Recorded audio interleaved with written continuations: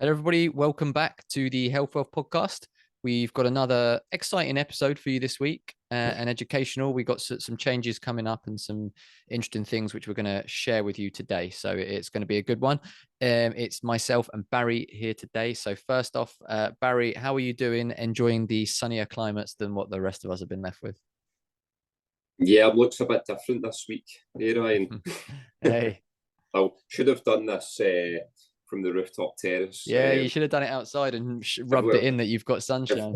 if we had it scheduled in the afternoon for sure, but didn't want to make everyone back home too jealous about it. So yeah, it's been nice break, and just away from some of the distractions back home, and bit of sunshine and capturing some content, and working on the health wealth and my own course as well. So for BK athleticism, but yep, it's work never stops, and yep, absolutely more than happy to check in and record another episode for the viewers, and yeah, looking forward to the discussion ahead. Awesome. Yeah. And it shows the commitment. Barry's away on holiday and he's still here recording the podcast. So that's good to see. Right. So one of the things we're going to do, we just thought we're going to slightly change up the structure of the podcasts, at least for a little while, moving forwards. We wanted to try and make it a bit more educational and a bit easier for people to take away, like break it down a bit simpler to really try and help people with their health issues and health conditions. So we're going to run kind of a series where we're going to look at specific health conditions each week, and we're going to look at what causes them, how they work, what you can do to treat them through diet and lifestyle, and how that works. So we thought we'd just kind of kick off this first week by talking a bit about what metabolic health is, because these are all metabolic lifestyle conditions. They're not infectious diseases. They're not just bad luck. They're not injuries.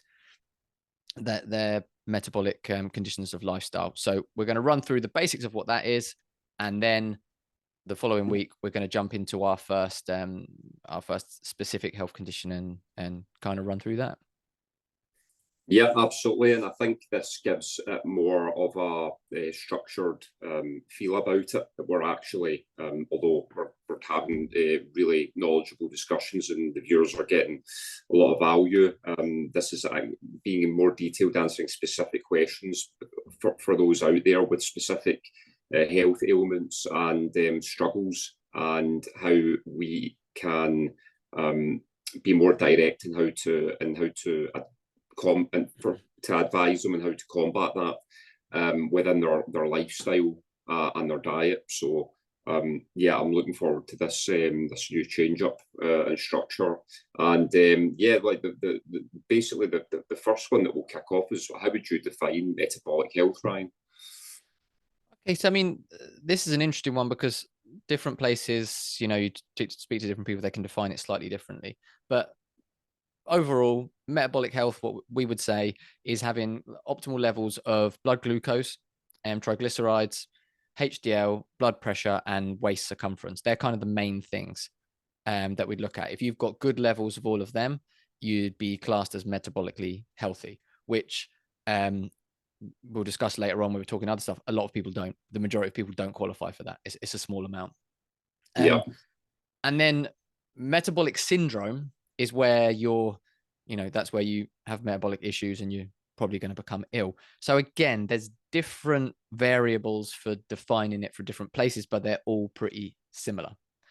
So the one I like is where people have three or more of any of these things, which is a waistline of 35 inches or more for men, for women, 40 inches or more for men, a fasting glucose above 100, HDL cholesterol less than 40, triglycerides above 150, and high blood pressure, which is probably above 130/85. That's the general one I use. Now, the World Health Organization, which, we don't like to listen to too much of what they say, but what they define it as is, it's interesting because they actually define it as insulin resistance has to be one, plus any two of the others, which would be abdominal obesity, triglycerides above 150 and or HDL below 40. So they'll take either of them. Their blood pressure is 140/90 or greater, so slightly higher. And then they have a couple of other things of protein levels in urine, but the main ones are them, which is quite interesting to begin with, because obviously there's a lot of different places that have their own kind of levels for it, and none of them, as you'll notice, mention LDL. So obviously, with saturated fat and eating animal proteins, and everyone talks about LDL being this dangerous thing and whatever, but actually none of them actually have LDL as a level of being metabolically unhealthy. It's only HDL and triglycerides they look at, which is interesting. But that's basically what it is. So using those metrics, you can define if you are metabolically healthy or not. And I would say if your triglycerides were near 150, I would say you're metabolically unhealthy. I mean, we've talked before about how the general levels used for the general public are not optimal levels. So, if you're reaching that, you're already quite out. And HDL of 40 is low. If you're down there, you're definitely unhealthy. You're probably metabolically unhealthy before you even reach those points. So that's the kind of overview of what metabolic health is classed as. Yeah.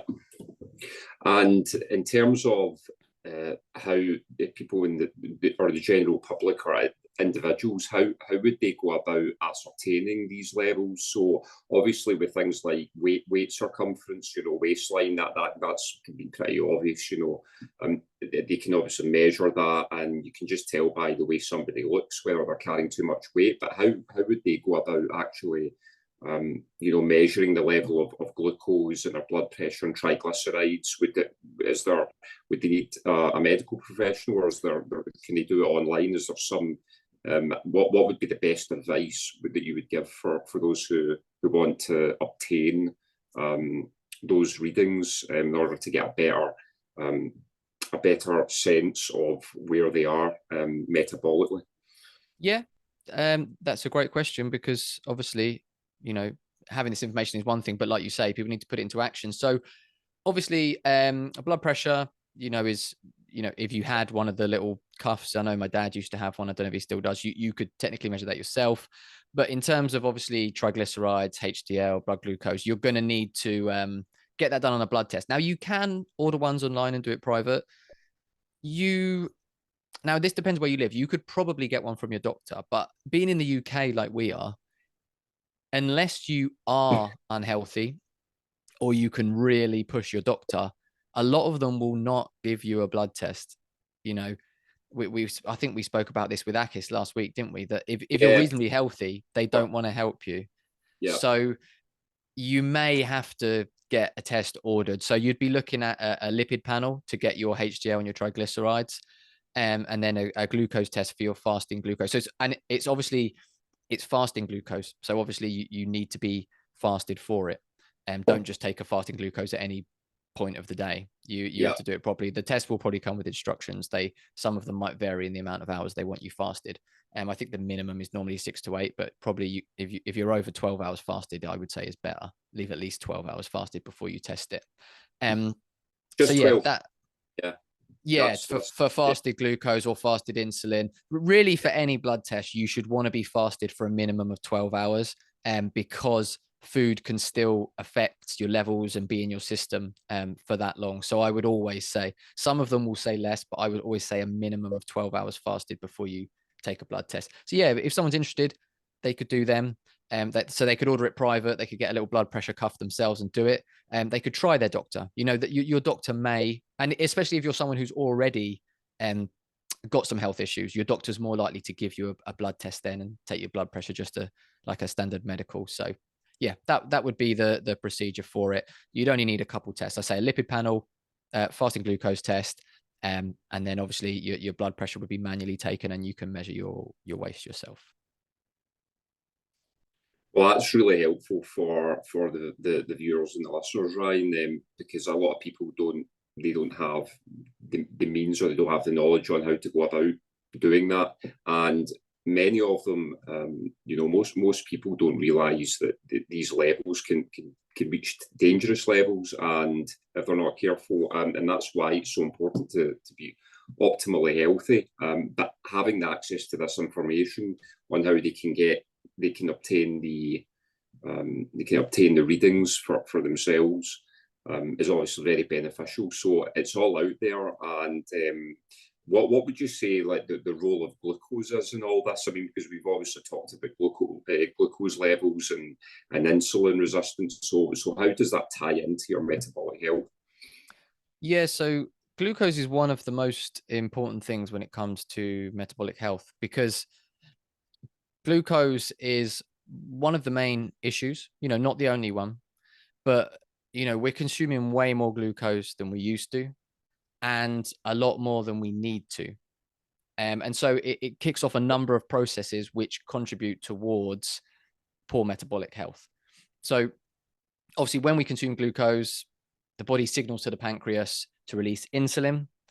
That insulin, the hormone, is released, and it tells cells to take glucose in, because essentially the whole system essentially is to maintain blood glucose levels. Because if blood glucose levels go high and are high for a period of time, it's dangerous. Our body has a load of systems to maintain that blood glucose. That's really important for our health, which is why it's one of the signals of poor metabolic health. And then once the cells accept the glucose in, they can use it for energy. They can make it into ATP, which is the energy that cells use. Excess glucose can get stored in a number of ways. So glycogen in the muscle and the liver, and then it can also be stored in fat cells as triglycerides. So that's why if you have really high triglycerides, that's a sign that you've got too much sugar in your system. Because that's yes, that's an overload then of glucose. That's really yeah, exactly. yeah, within your body. Yeah, exactly. And so then when you need energy, you can then your body can then convert the glucose that's not convert, sorry, use the glucose in your bloodstream, or convert the glycogen in your muscles and your liver into energy, and use that. And obviously it can also use fatty acids from fat for energy, and the breakdown of protein, so amino acids, it can change them and fats into energy, which obviously we know all about, because we talk about that a lot on the podcast, that's our alternate energy system. And as we talk about the preferred energy system, because it doesn't come with all the negative side effects that the glucose does, which we can look into a bit more, because it just, when we consume too much glucose, it basically throws off the balance of a lot of things in our body. There's a lot of people that promote carbs and say carbs are fine, and there are people that can have lots of carbs and still seem reasonably healthy and maybe be reasonably healthy, but overall it does a lot of things in our body which we don't want, and throws a lot of things out of balance. So obviously excess glucose is going to cause excess insulin released, and over time cells are going to become numb to insulin. So basically every time glucose goes up, insulin is released, and it tells the cells to take in glucose. But after a while, these cells are packed full of glucose, and they say, no, we're not taking any more glucose, stops responding. And that's called insulin resistance, which obviously is, what we know. That's, again, the WHO class insulin resistance as one of their factors for metabolic health, for metabolic syndrome, sorry. And that leads to diabetes and a lot of other conditions. So you then start to see the raise in blood glucose levels. So this is why I'll just make a quick point here as well. Obviously, with the markers, the general markers of metabolic health, one that's not included, which I personally would probably include, is fasting insulin, because fasting insulin shows up high a lot earlier than fasting glucose, because of that that method that we're talking about there. Your glucose will stay at an acceptable level because you're releasing so much insulin, and over time you become insulin resistant, and then your blood glucose goes up. But you've already had high insulin for a long time.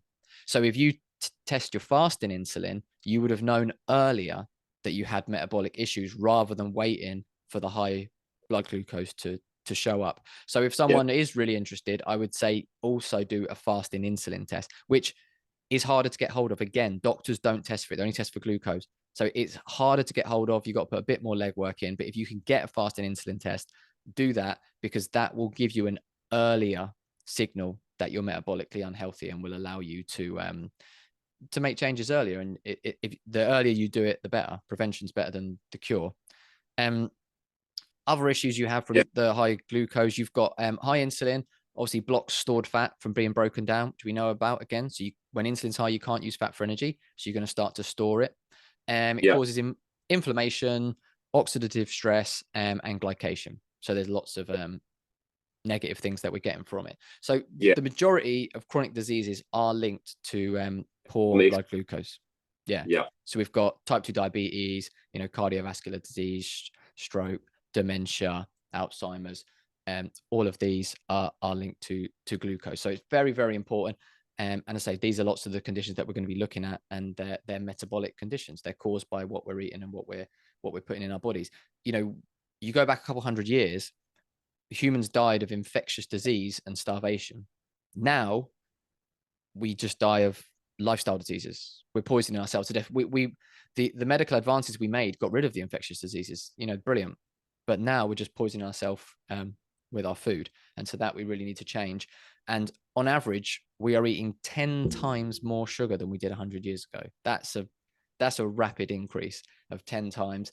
And only 12% of Americans are considered metabolically healthy, which is crazy. That's a very, very small amount. So that kind of just covers, a bit on the effects that glucose has in it and its role in metabolic health.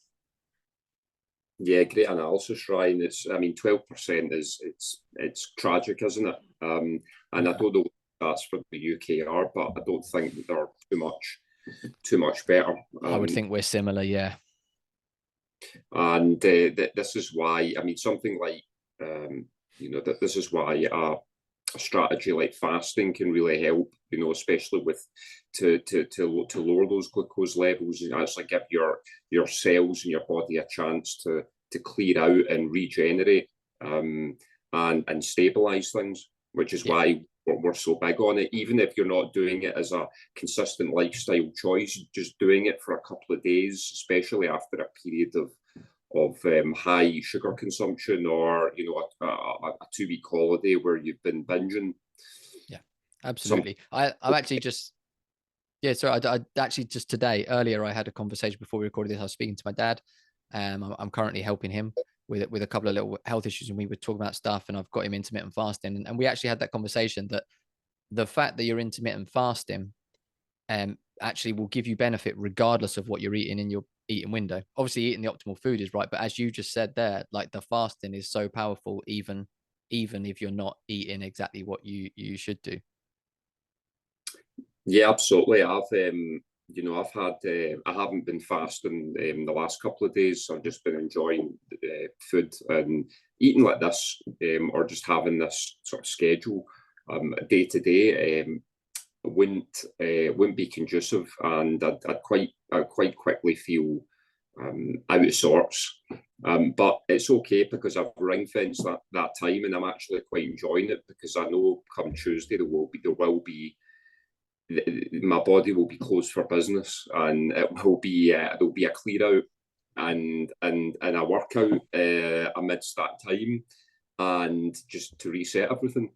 So as you say, for everybody, helping your dad, it's so beneficial. And these obviously we'll cover that in more detail. What would you say, in terms of the consequences of poor metabolic health, the actual, what that can lead to? Yeah, so obviously there's a lot of things. So people should take their metabolic health seriously. It leads to obviously weight gain and obesity, poor metabolic health, insulin resistance, diabetes, non-alcoholic fatty liver disease, cancer, Alzheimer's disease and dementia, cardiovascular disease like heart attack, stroke, even things like chronic kidney disease. They're all things it leads to, and there's more that that's not everything. So it's something you need to take seriously. It's becoming more of a understood statement and kind of generalized term, metabolic health. If you go back 10-20 years, I think people wouldn't have known what you were talking about. So it's becoming more popular, but people need to understand and really appreciate how important it is, because all of these conditions are metabolic. They're all lifestyle conditions, and we can prevent them through looking after our metabolic health. And obviously, there's also early signs of it. You know, obviously you said about if people want to get tested, but there's signs that can kind of tell you that you're metabolically unhealthy, and maybe encourage you to go get those tests. So things like fatigue. You're suffering badly from fatigue, not just like, oh, I'm a bit tired after a poor night's sleep, but you know, fatigue, you have no energy in the day. Brain fog, like bad brain fog, depression and anxiety, lack of endurance in exercise. So, you know, say you go to exercise and literally you can't do more than a couple minutes. Infertility, erectile dysfunction, acne, you know, skin conditions, chronic pain, increased appetite, all of these things. Even balding can be one as well, apparently. But you know, all of these things can be a sign. Now, it doesn't mean they definitely are. You know, you could have one of these, you know, and potentially it's not that. But especially if you've got a number of these, it's probably worth checking out what your metabolic health is, and having a look, because you know the consequences, as we just went through, are pretty dire if you don't. Yeah, there's a lot to unpack here, because there's people that have a few of these specifically. There's other people that will have more of them, or the majority of them. You know, I made an observation yesterday as well when I was on the train, just going to you know, another town about half an hour away, and it was Saturday. Just everybody looked really tired, you know, and they just looked, you know, that exhausted, and you know, but it really is about you know, it's this stigma that it's normal to just feel like that after a day. Well, it's not. If you actually put the right things into your body and manage your health optimally, then you know you'll not suffer from fatigue. You know, and that's one of the big ones, isn't it? You know, complete lack of energy, both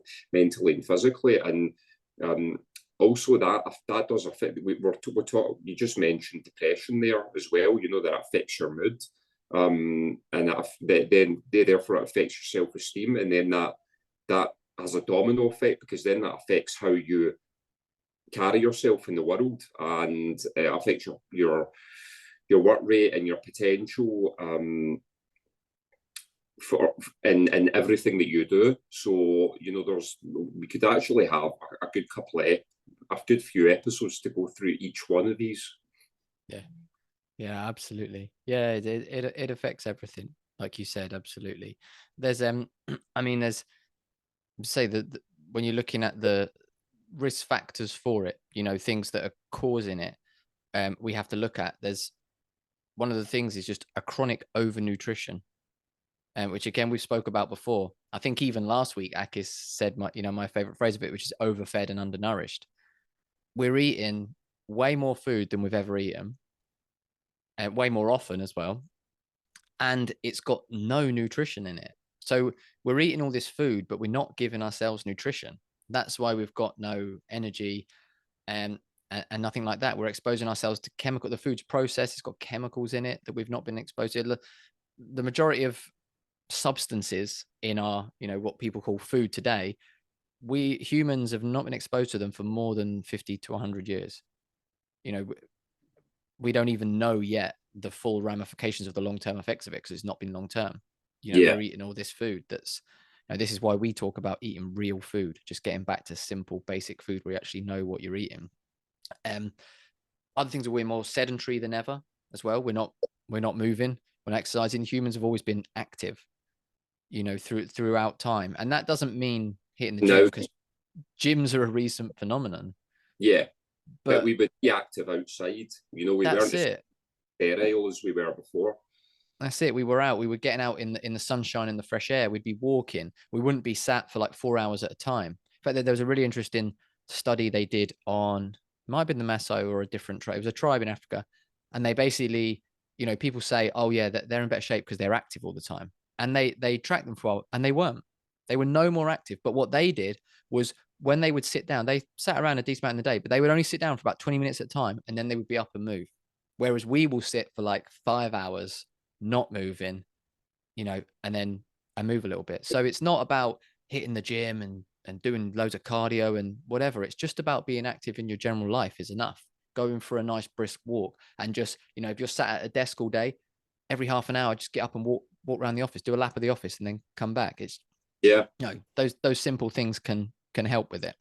Yeah, or just get a little bit of mobility in there. I'm also Mm. very big on mobility, especially with you know, as my gymnastics background, but even just getting a little bit of stretching as well, and just, or get down and do 20 push-ups, and it just gets the blood moving. And it's just, you don't think you think it's, that's just a pointless, but it's not. Actually does make a positive difference. Absolutely. Exercise is just movement. You know, people think exercise and they think, you know, going for a long run or pumping iron in the gym, but exercise is just movement, and we need to move more. And as Yeah, you say, work on mobility and keep ourselves active.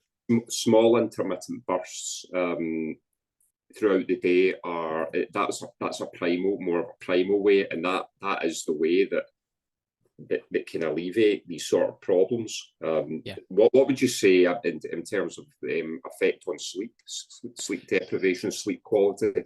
Yeah, so sleep's a huge one that affects our health more than most people realize and accept. And chronic sleep deprivation as kind of, it's almost become the norm for us. You know, parents will know the struggles of it.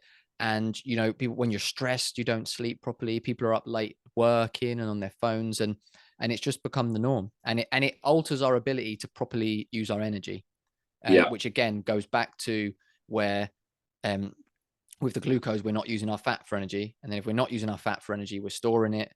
Our glucose is higher as well from, you know, we have raised cortisol levels from not sleeping properly as well. And that's going to, will then also raise insulin. And we're not using fat, and we've got high blood glucose, and it's all just feeding into each other. And it's not a good thing. It's not conducive. no, And then we look at our environments. We're exposed to all these toxins that we haven't been exposed to before, you know, which impair our mitochondria, and whether that's ones in the air, whether it's like radiation, you know, things that EMFs from phones and computers and laptops and everything, you know, down to chemicals in the air, chemicals in the house, cleaning products. Again, all of this stuff, this didn't exist 100 years ago. All the stuff we come into contact with every day, even like shampoos and shower gels and all of this stuff, a lot of beauty products that women use, you know, they've got a lot of chemicals in that affect us, and we don't take that into account. yeah. I might just interject there. Yeah, go.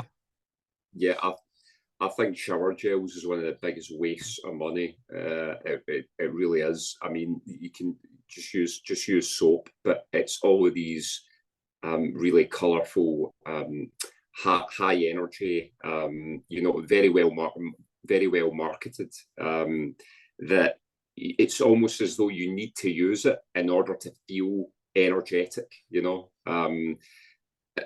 Yeah, but actually, it doesn't really contain anything of use or benefit. Yeah, yeah, exactly. It doesn't, as you say, sticking to something basic like soap, or using a natural product like tallow soap or something like that. These shower gels that, you know, they smell nice, you know, some of them smell like bubblegum flavor and whatever, but you know what's actually in them, and what are they doing to you. So I Yeah, mean, other risk factors causing it are, the majority of our yeah, energy intake. I won't say calories because we don't like to talk about calories on the show.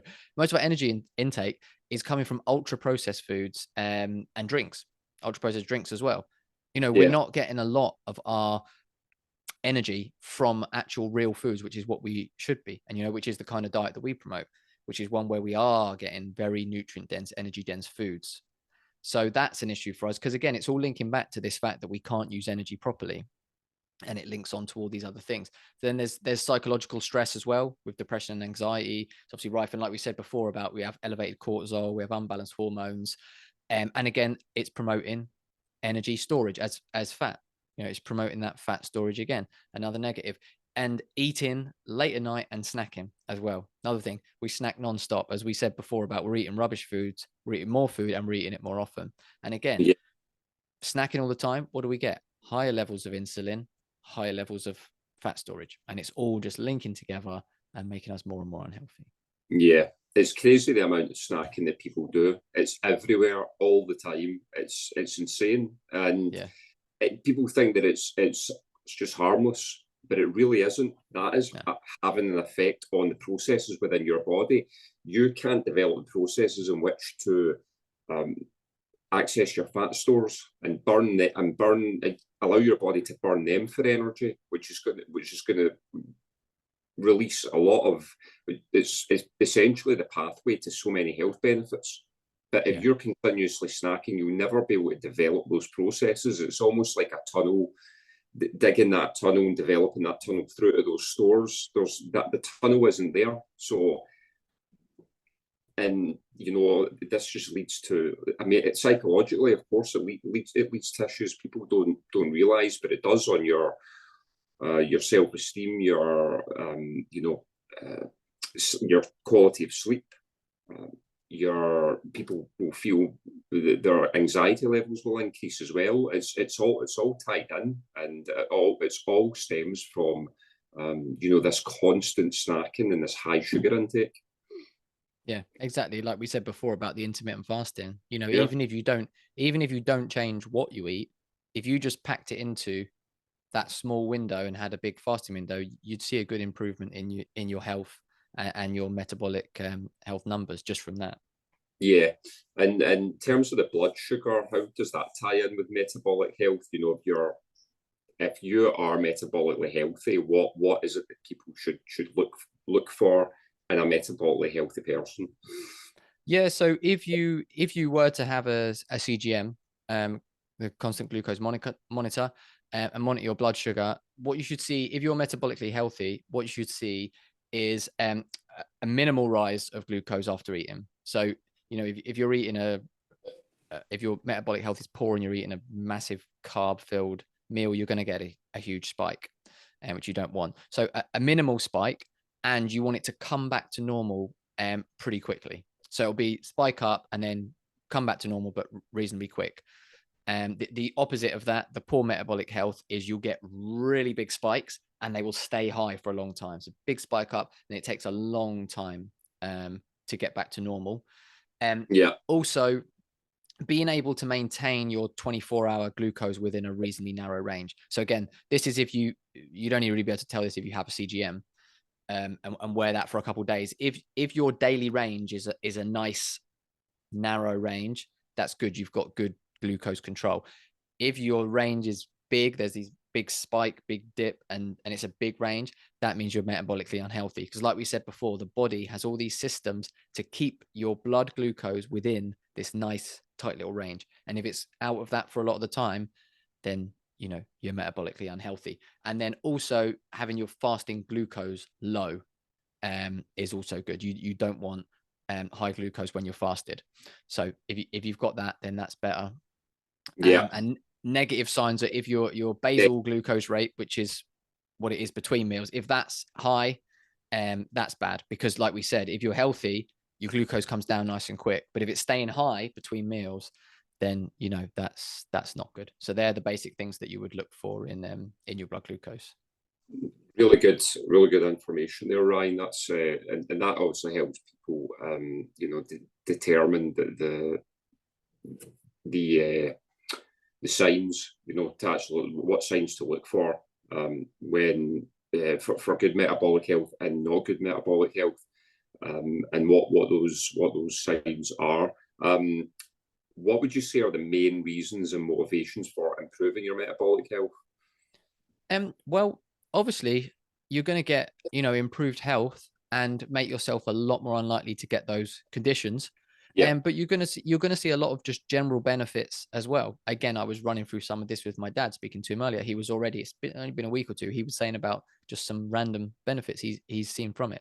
And these are what you'll get from being more metabolically healthy. So stable and sustained energy is one, because obviously we said about poor metabolic health, you struggle with your energy, you're up and down, it's glucose, you can't use fat. Sharper memory. So again, the brain fog's gone. You can think clearly, you can remember things. Sustained exercise endurance. So, you can exercise for a long time, which again ties in with the stable and sustained energy. You can just keep going and going, which is how we feel when we're fat adapted. Yeah, we can do that. Yeah, and and that is a superpower, because I've felt that.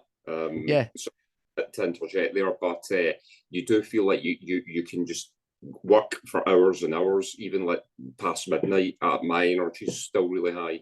Yeah, it's so different. I think it's until you experience it, people don't really Yeah, understand how different it is. But everyone who goes through it really comments on it. It's a noticeable difference that you it just really is. have that steady energy. And it's not like you've taken a big dose of caffeine and you're buzzing. It's you've just got energy there and you just know you can keep going. And that's how we want to be. And also a fat burning ability, which ties into Yeah, the energy, which yeah, is great for energy, but also it's going to help you to maintain a good weight and not to have a high body fat, because you're burning it all the time for energy. So it helps with that as well. Stable mood and decreased, anxiety and depression, because again, cognitively, our brain really wants to run mainly on ketones. That's yeah, its better form of fuel rather than on glucose. And also, when we're not consuming all that glucose, our hormones are nicely balanced. Everything's working smoothly, and our brain works a lot better cognitively. So you're going to see that. Clear skin and reduce wrinkles. People's skin will clear up once they get their diet right and get their gut right. And obviously, as we said with the intermittent fasting, autophagy, that will get rid of wrinkles and loose skin, because the body will recycle and reuse those skin cells. Improve fertility, which is a big one, I think, nowadays, because fertility is a very big issue yeah, for a lot of people. And diet and lifestyle, obviously what we talked before about the chemicals are also a cause for that in makeup and beauty products, but a lot is also the lifestyle and the diet that is causing infertility in both men and women. So getting metabolically healthy will improve that. Anyone who's struggling with fertility, get your health in order first, and that will make a huge difference. There's lots of people that have struggled to get pregnant, have started eating properly, improved their diet, and bam, they get pregnant, conceive pretty much straight away. And yeah. So even women who believe they've gone through the menopause and can't get pregnant, they've gone onto an optimal diet and they've fell pregnant without thinking that they could even conceive. So yeah, it's has a huge effect on that. Improved sexual health in terms of things like erectile dysfunction. That's obviously an insulin resistance thing, and PCOS and other things like that in women. Better functioning immune system. When you're eating properly and you've got good metabolic health, you're less likely to get ill. As yeah, as simple as that. yeah, And exactly. we can both attest to that. I hardly ever get ill, and people around me get ill, and I seem to be fine, because our body is running perfectly, metabolically healthy. We can fight it off. And then obviously, the other benefit is low risk of those diseases that we spoke about. And obviously that is a huge benefit, and one that we should not take lightly, because as No, we said, that's what people die from nowadays. That's what everyone is dying from them. The majority of people will die from cancer, heart disease, diabetes. But probably those three. Majority of people will die from them. So if you can eat and live in a certain way that is going to make you unlikely to get them, sounds like a huge benefit to me. yeah, absolutely. And I know there's just been a lot of instances I've seen, especially in the last couple of years, of people, being ill and really struggling too early in life, in midlife. And it's almost as if that the people around them will just put it down to just bad luck, and that it's not. There's a real lack of it's because of their lifestyle. It's because of their diet. It's almost certainly because of that. The tweaking that will make a huge difference. And it is. It's that's why getting this information out is so important, because people do have a lot more power than they actually think if they were to do the things. Absolutely. That's a great point that you make. It's people do. You have the power to change it yourself. Yeah. And it's not that difficult once you have the knowledge. And that's why we're trying to get the knowledge out there, because once you understand how to do it, it's not that difficult. As you said, it's No. reasonably simple. It's a simple way of living. I don't have to put that much thought into what I eat. I imagine you don't either. No. I'm set in my routine. I know what's good for me and what's not, and it's not hard. It's easy. So Yeah. definitely we want to empower people with that. And we've already seen this with the 30-day challenge. You know, people, especially a few of the people who have signed up, that they're feeling better, more energetic, and don't suffer from, you know, one or two of the things that they used to suffer from, which is great. You know, Absolutely. all linked to the diet, to what their eating habits and their lifestyle. Yeah, that's it. It's so simple. It's once it's broken down for you, and it's explained and you understand it, it's so simple, you know. And it's, as you say, the 30-day challenge, people have had great results. As we said last week, we're going to do another one in January as Yeah, well, because it's yeah, been really successful, and we've already had people signed up for the January one. So that's going to be great. People can start signing up for that now. We've got the link on the website is now for the January sign up. So if anyone's interested in that, sign up. And yeah, it's so easy. I think we were only a week in. There's one specific guy who's had brilliant results. He's been following it perfectly. And 1 week in, he was like, you know what? I'm converted. And he's like, this is how I'm eating for the rest of my life. Set yeah. up, getting the great results, feeling amazing. He's like, bam, this is it. That simple. A week in. So that's the kind of results you can get. Yeah, absolutely. And we've already put out some of the feedback from him and the others on stories, and we'll continue to do that. And I'm sure we'll have a couple of great reviews after the 30 days. And also, the next 30-day challenge is going to lead up nicely to the relaunch of the platform and the subscription service that we'll be covering, in the coming days and weeks. So really excited about that.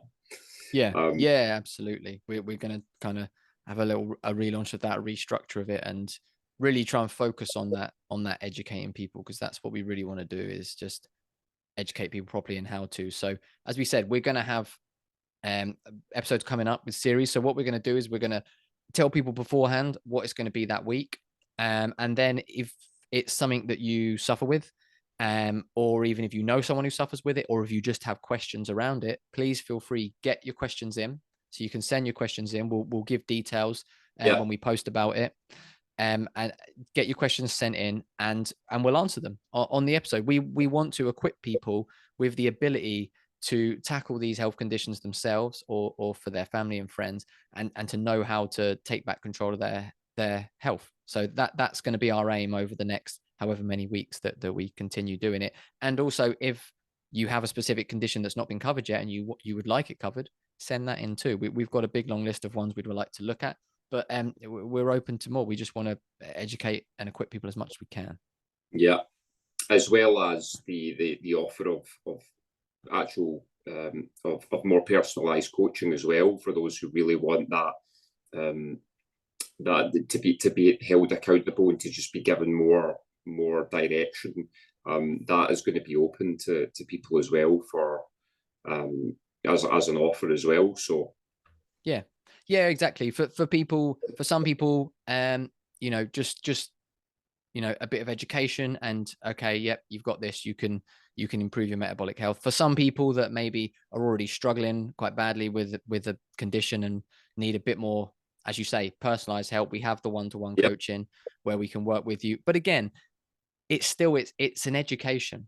The goal, as I've said whenever I spoke about this, the goal is just to educate you and you go out on your own. We're not looking to be coaching people for 6 months, 12 months. We just want to educate you. It's like 1, 2, 3 months, something like that. Whatever you need, educate you to be able to control it yourself, get you to a point where you're confident, work with you, have you making progress, getting to a point where you're like, yeah, you know what, I can do this on my own now. And that's our goal. So for some people, just the education on the podcast will be enough. For others, getting a bit more in depth on the educational platform might do it. And for others, they need the one-to-one coaching. But whatever you need, we're trying to cover all bases and really just help people to get healthy. That's our goal.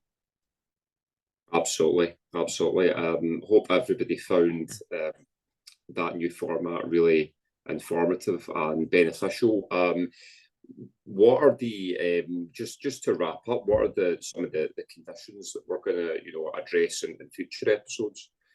Yeah, so I think we're kind of still finalizing what we'll do, but definitely there's things like diabetes, cancer, Crohn's, autoimmune issues, and like leaky gut and IBS, things like fibromyalgia, especially because that's something where if you go to your doctor, you're not really going to get anywhere. They don't really even know what fibromyalgia is. They just give it a name of when people are suffering stuff they don't know.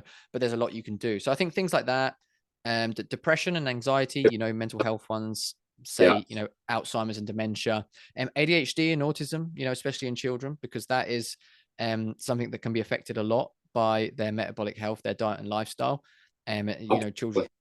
Children's health is something close to my heart as well, having kids myself. So definitely one of that. And then probably, sort of sexual health and hormone balance, fertility, probably on some thyroid conditions like Hashimoto's and Graves and things like that.